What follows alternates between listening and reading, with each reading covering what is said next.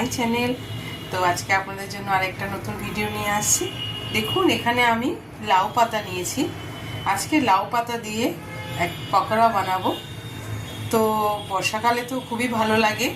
তো চলুন পকোড়া বানাতে আমার কী কী ইনগ্রেডিয়েন্টস লাগছে সেটা শেয়ার করি।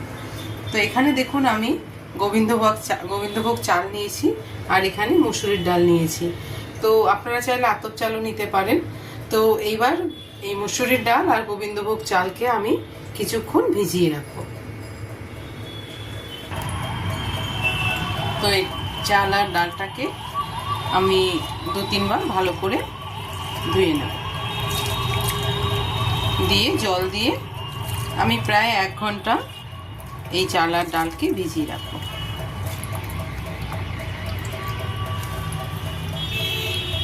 তো এখানে দেখুন আমি 1 ঘন্টা তো এই চাল আর ডালকে ভিজিয়ে রেখেছিলাম। আর এখানে আমি কিছুটা নারকেলকে এইভাবে কেটে নিয়েছি। এবার নারকেলটা আমি মিক্সিতে গুঁড়ো করে নেব। আজকে আমি আর নারকেলটা কুড়োলাম না, আপনারা কুড়িয়েও করতে পারেন। আমি নারকেলটা মিক্সিতে আমি হালকা করে ঘুরিয়ে নেব। নারকেলটা দিয়ে দিলাম। এবার নারকেলটা আমি মিক্সিতে যে হালকা করে ঘুরিয়ে নিচ্ছি। তো দেখুন এখানে আমি মিক্সিতে তো পেস্ট করে নিয়েছি, একদম একদম পেস্ট করিনি, হালকা দরদরা করেছি।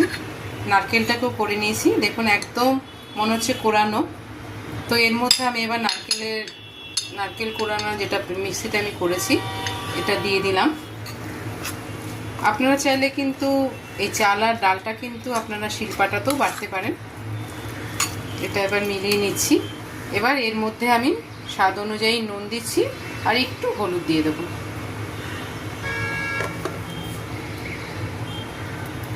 আমি নুন দিয়ে দিলাম 1/2 চামচ টেস্ট অনুযায়ী।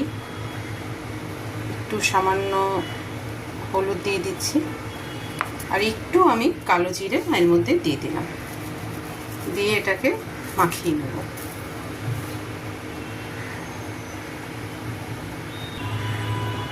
দেখুন এটাকে আমি পুরো মাখিয়ে নিয়েছি পেস্টটাকে।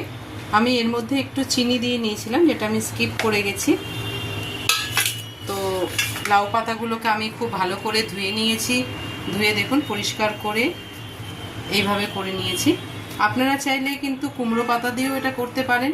লাউ কিংবা কুমড়ো পাতায় দুটোতেই কিন্তু খুব ভালো লাগে। এবার আমি এই লাউ পাতার মধ্যে এই পুরটাকে ভরে দেবো। এইভাবে উল্টোভাবে রেখে ভরে দেবো। তো দেখুন এইভাবে আমি যে প্লেনটাকে সামনে রেখেছি, আর একটু যেটা খসখসে সেটাকে তার উপরে আমি পুরটা দেব। এইভাবে পুরটা আমি দিয়ে নিচ্ছি। পুরটাকে দিয়ে ফোল্ড করব, দিয়ে বাইরে দিয়েও একটু দিয়ে দেবো যাতে এটা আটকে যায়। এইভাবে দিয়ে আমি সবগুলো ফোল্ড একবারে করে নেব। খেতে কিন্তু খুবই ভালো লাগে। আর বর্ষাকালে একটু এরকম পকোড়া এরকম জাতীয় কিছু ভাতের পাতেও খুব ভালো লাগে, এমনিও খুব ভালো লাগে। তো এইভাবে দেখুন, এইভাবে ঠিক করতে হবে। এইভাবে আমি বাদবাকি সবগুলো করে নেব।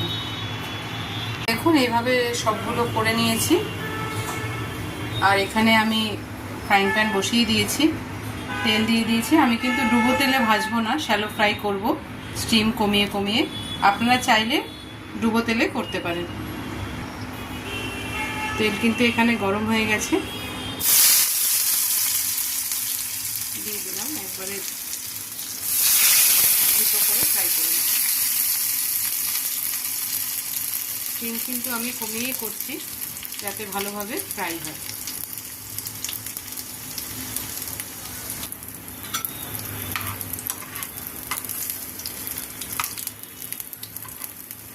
খুব সাবধানে করতে হবে। আমি একটু আবার ওপরে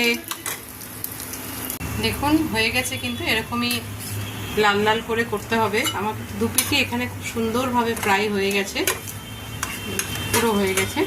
এবার আমি এটাকে নামিয়ে ফেলবো। দেখুন আজকে আমি লাউ পাতা দিয়ে যে পকোড়াটা বানিয়েছি এটা পুরোপুরিভাবে কমপ্লিট হয়ে গেছে। গরম ভাতের সাথে ভীষণ ভালো লাগবে খেতে। তো আপনারা অবশ্যই রেসিপিটা বাড়িতে ট্রাই করবেন। কেমন লাগলো কমেন্ট বক্সে জানাবেন, আর ফুডস উইথ বৈশাখী চ্যানেলটার সঙ্গে থাকবেন। Thank you.